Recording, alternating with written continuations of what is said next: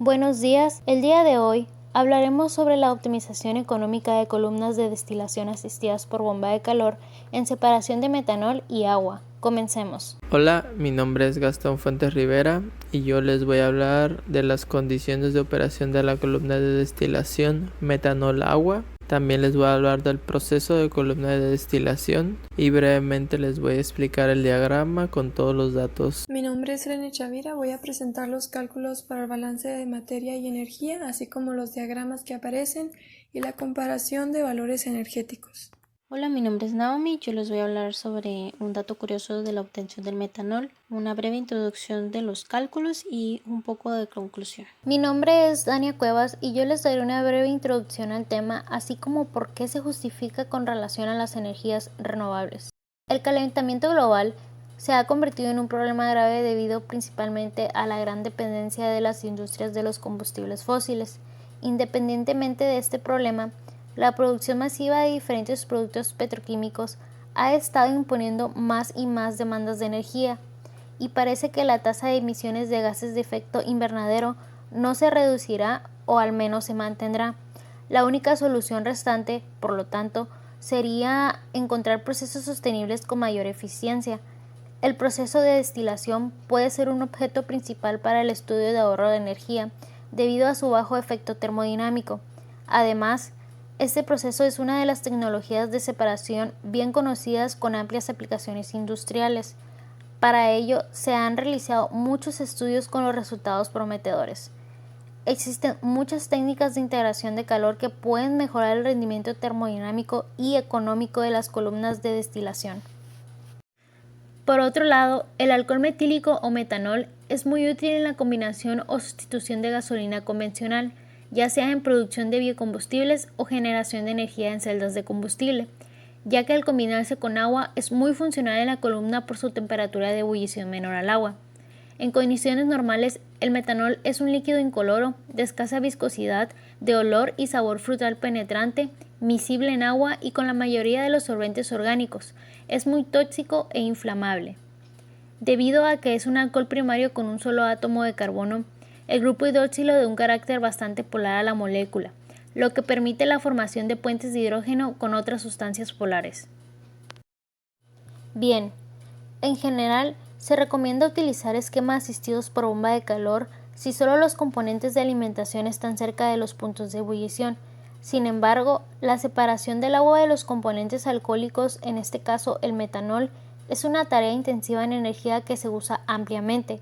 El metanol tiene un poder calorífico superior de 22.540 kJ sobre kilogramo y un poder calorífico inferior de 20.050 kJ kilogramos, lo que indica que esto es menor que la mitad de los valores de la gasolina.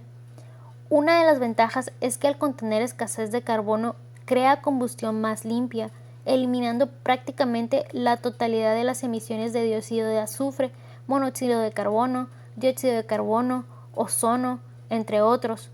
Por lo tanto, es una forma de proteger al ambiente, por lo que el metanol puro y su mezcla con la gasolina ha sido probado extensamente como un combustible alternativo a la gasolina, y es así que el metanol puro se conoce como materia prima de plantas químicas o alternativas limpias a los combustibles fósiles, e inclusive es más económico que el etanol.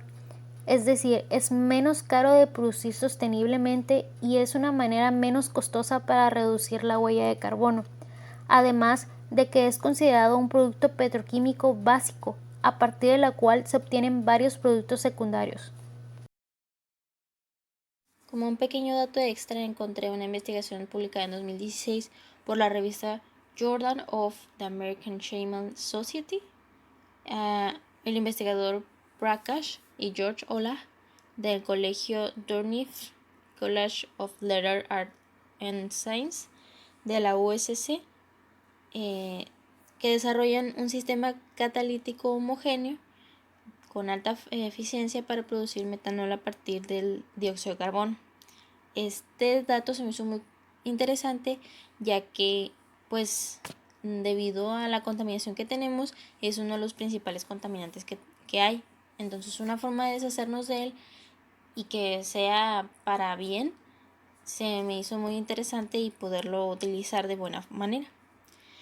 Lo que también me gustó fue que en el artículo mencionan que han utilizado directamente el aire y han tenido una eficiencia del 79% del sistema. Sin embargo, los resultados que obtuvieron no satisfacen a la industria porque por la cantidad de demanda que tiene el sector industrial sería muy alto. Bueno, a continuación yo les voy a hablar sobre las condiciones de operación de la columna de destilación metanol-agua, un poco de las especificaciones industriales de este proceso. Como podemos observar en la tabla, las características son tales como la velocidad de flujo de alimentación en sus respectivas unidades de kilomol hora. También podemos observar la presión de alimentación. Podemos observar la pureza del metanol en la parte superior, siendo esta casi el 100%, ya que esta es la parte donde el metanol es más puro, siendo el más volátil, y siendo el agua el menos volátil en la parte inferior. Y podemos observar cómo también influye esto en la parte del metanol, siendo este 0.03, o sea, casi nada. También podemos observar la entrega de la caldera y la entrega del condensador, entre otras cosas. Continuando con la presentación, les hablaré del proceso de una columna de destilación. Este proceso se logra agregando más destiladores a una columna, como su nombre lo indica, así obteniendo una mayor eficiencia que si solo se utilizara un destilador. Ahora, hablando de lo que pasa dentro de la columna, imaginen que tienen una mezcla y la inyectan a la columna. Esta entrando llega a un plato que permite que el vapor suba pero que el líquido no baje. Al llenarse este plato, la mezcla cae a otro plato en la parte de abajo y así sucesivamente hasta que llega al fondo, donde se encuentra un rehervidor para que cuando llegue este líquido tome una parte y pase a fase de vapor saturado y se reinyecte a la columna. Como los platos permiten el paso del vapor, este sube. Claro, llega a un punto donde se puede no subir más y se condensa, pero este vapor ya contiene más concentrado de la parte más volátil y por lo tanto al mezclarse con el líquido de los platos sucede un intercambio de masa. Este vapor es constante, por lo que al paso del tiempo pasa a todos los platos que contienen líquido y llega a una parte sin barreras que le permite subir libremente. Ya que en la parte de arriba se encuentra un condensador, su salida se fracciona en un destilado y un reflujo, teniendo este último que volver a reinyectarlo. El reflujo entra como una mezcla de líquido saturado y contiene una concentración mayor del menos volátil, más alta, llenando el plato al que entra y cayendo para repetir el proceso que acabo de explicar. Este proceso llega a tardar días para que esté en su mejor funcionamiento. Ahora, hablando brevemente de esta columna donde se utiliza metanol y agua, el más volátil es metanol y el menos volátil es agua. Aquí podemos ver el flujo de la mezcla que entra y la composición de metanol que tiene, y cómo la parte de arriba se encuentra casi al 100% del metanol y la parte de abajo casi su porcentaje es igual a 0. Ya teniendo los valores de destilación y fondo en el diagrama, a continuación se les explicará cómo los obtuvimos. Para iniciar se requiere un balance de masa global. En las columnas solo se toman en cuenta el flujo de entrada, el destilado, y B, el fondo. Al sustituir los valores que tenemos, nos resulta el flujo de entrada igualado a la suma del destilado más el fondo. A esta ecuación la nombraremos ecuación número 1. Para poder obtener valores de D y B es necesario tener otra ecuación, por lo que se procederá a realizar un balance por componente, en este caso el metanol, donde sustituiremos y resolveremos conforme a los valores que tenemos. El flujo de entrada se multiplica por la composición de metanol en la entrada y eso se iguala a el destilado por el metanol en el producto superior sumado con el producto del fondo y el metanol en la parte inferior.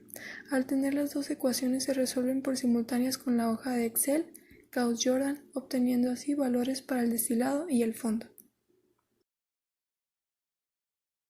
Posteriormente se realiza un balance de energía global de donde obtenemos nuestra ecuación número 3 al realizar un despeje de nuestra energía en el hervidor. El siguiente balance de energía lo realizamos en el condensador, obteniendo así la energía del condensador, y esta es nuestra ecuación número 4. Al tomar en cuenta una relación de reflujo igualada a 3, despejamos L, lo que nos resulta que L es igual a 3 veces el destilado. Esto se sustituye en la ecuación número 4 y mediante una serie de pasos se llega a la ecuación número 5. Para el cálculo de entalpía se utilizó la herramienta Excel utilizando las respectivas fórmulas para entalpía líquida y entalpía de vapor. Para obtener los resultados se retoman las ecuaciones 5 y 3 donde se sustituyen los valores. La energía en el condensador resulta de 462.345.417.7 kJ/hora, mientras que la energía en el hervidor es de 463.289.565.6 kJ/hora. A continuación se presenta el diagrama de equilibrio en donde se grafica la composición del compuesto A, en este caso metanol, en su fase líquida contra su composición en la fase gas del mismo. En este gráfico, conforme se tenga cierta temperatura, se determina el punto en donde se posiciona la composición en estado líquido, representada por el color verde, y la composición de vapor, representada por la línea azul. Para la comparación de valores energéticos es importante saber que un barril de petróleo equivale a 6.000 megajoules. Después de convertir las unidades de kilojoules por hora a megajoules por hora, se procede a sacar los barriles de petróleo por hora. Los resultados nos arrojan en el caso de la energía del condensador que se necesita remover del proceso simultáneamente o tener un flujo que pueda absorber una cantidad equivalente a 77.0576 barriles por hora. Mientras que en el caso de la energía del hervidor, el proceso nos indica que para que se pueda dar la separación de metanol-agua se requiere un equivalente a la quema de 77.2149 barriles por hora. De acuerdo a las 8.000 horas por año que opera la columna según lo establecido en el artículo, la energía en el condensador equivale a 616.460.8 barriles de petróleo por año, mientras que la energía en el hervidor equivale a 616.719.2 barriles de petróleo por año. Para hacer mención de la optimización que se le dio en la investigación, en el diseño que usted puede mirar se agregan 2 compresores consecutivos para evitar el daño mecánico del uso de un solo compresor por las altas temperaturas. Se añadió 2 compresores juntos para la compresión del vapor superior. Sin embargo, el trabajo de los compresores es muy grande, así que pues el costo incrementa, que es algo de interés dentro de la industria, pues se ve elevado y se concluye que el mandar toda la corriente a la compresión no es económico, porque en el hervidor se consume más energía y lo que se busca es que sea más óptimo. Entonces eso no nos serviría para poder optimizar. En este otro diagrama se logra reducir la suma de trabajo de los compresores con un 19.4% y el 16.9% se reduce en el enfriamiento en el condensador, ya que no pasa tanto vapor a través de los compresores y eso pues reduce la temperatura que hay que bajar. En conclusión y con los resultados obtenidos de los cálculos podemos caer en cuenta en que la destilación convencional consume muchísima energía, porque si lo comparamos en que son 77 en el caso del compresor, imagínense 77 por hora. Ahora que si lo comparamos con la energía que Cerro Prieto genera por hora 1.944.000 megajoules. Esto quiere decir casi una cuarta parte de lo que Cerro Prieto genera en una hora.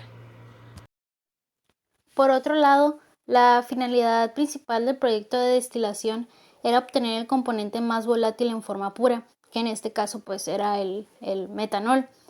Por tal razón hemos llegado a la conclusión de que para realizar cualquier separación de mezclas, primero debemos saber su estado físico, características y propiedades, lo que significa que sí es interesante realizar una mezcla, pero es más importante tener claro cuáles componentes se mezclan para que a la hora de separarlos usemos la técnica más adecuada.